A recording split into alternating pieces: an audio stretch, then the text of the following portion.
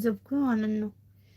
የኔ የምትሏቸው ማለት ነው ወላሂ እኔ በጣም ብዙ የኔ የምትሏቸው ሰዎች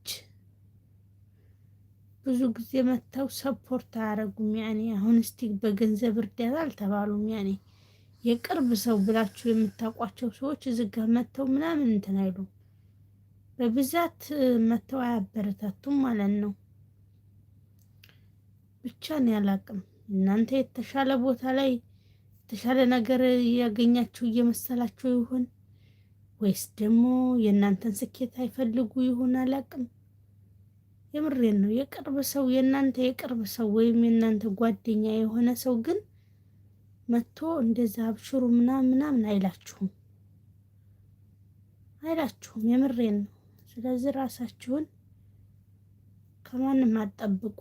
እኔ እዚህ ይሄን እለፋለሁ እኔ ማለት ነው በቻልኩት አቅም አሁን ቪዲዮ ሰራለሁኝ የቻልኩትን